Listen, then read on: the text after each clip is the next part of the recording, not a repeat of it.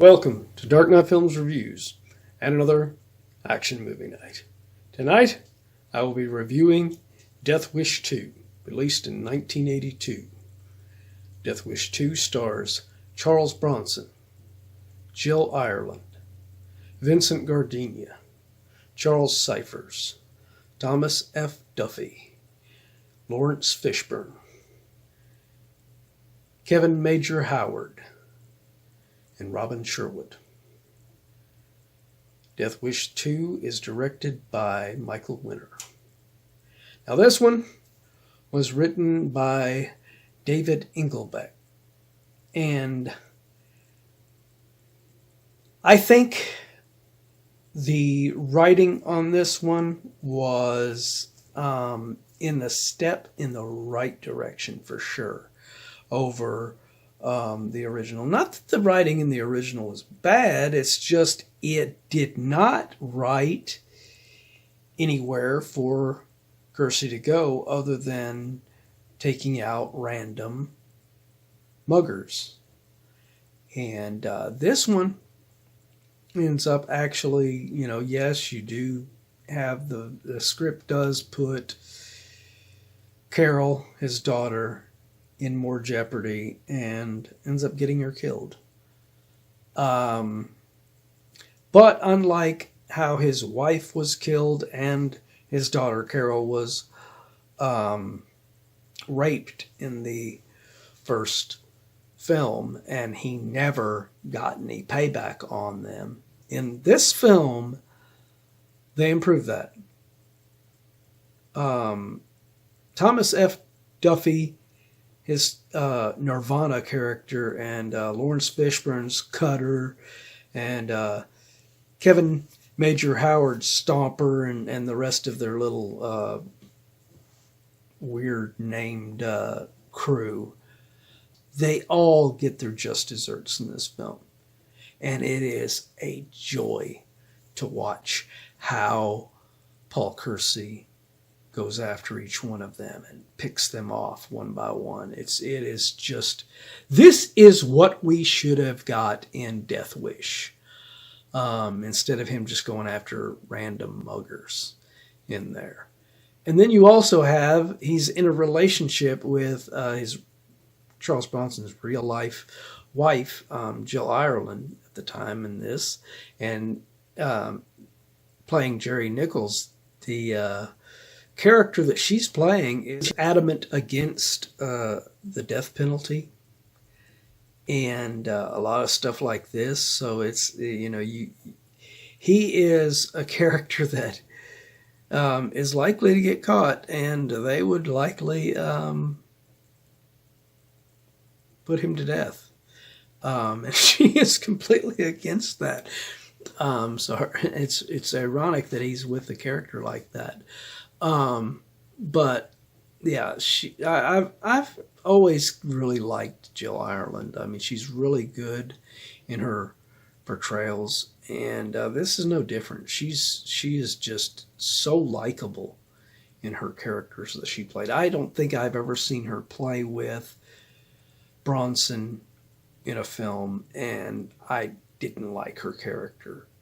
Even if she's playing a character that's snooty, uppity kind of a character, she still makes her likable enough with her natural charisma that you kind of get on her side in the film.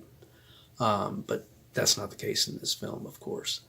It is great having Vincent Gardenia back as Lieutenant Frank Okoye. My only negative on this script and the direction on this one was that they killed Vincent Gardenia's character of Frank off by the end of this one.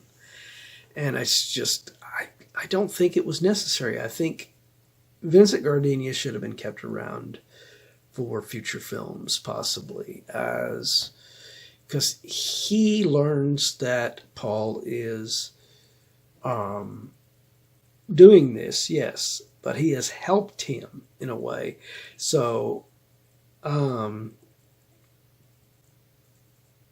they could have let him live, and then in the future film, they could have been working as a team. Like maybe Frank could have figured out where a criminal was hiding out or something and everything, and he would just send in Paul to take them out because they're sick of, capturing criminals, and the justice system is freeing them and setting them out there just to do it all over again. So this kind of does that. I mean, as far as the whole Nirvana character, his downfall and everything in this thing, but at the expense of losing Frank. It's just, I hated that. But overall, I think Death Wish 2 is one of those very few sequels that is better than the original film.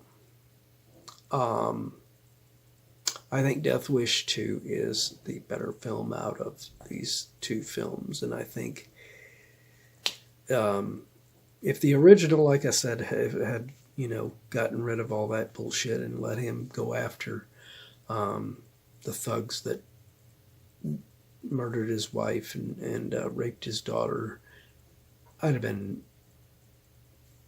higher on that one. But this one, it is so satisfying, the conclusion. The only negative in this one is the killing, where they killed off Okoye. So, my final review of Death Wish 2 from 1982. I will give this film a 9.1 out of 10. This could have been the perfect score, as I said before. The killing of the Okoye character was just Frank Okoye's character. It's just, it damaged it in such a way that it knocked it down by at least 9 points for me. There. So,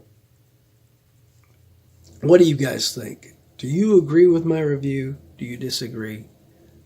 Let me know in those comments down below. And as usual, if you enjoyed this video, do not forget to hit that like, share, and subscribe button.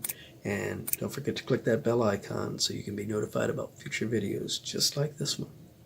And while you're by that subscribe button, click that join button to become a Dark Knight fan. Alright.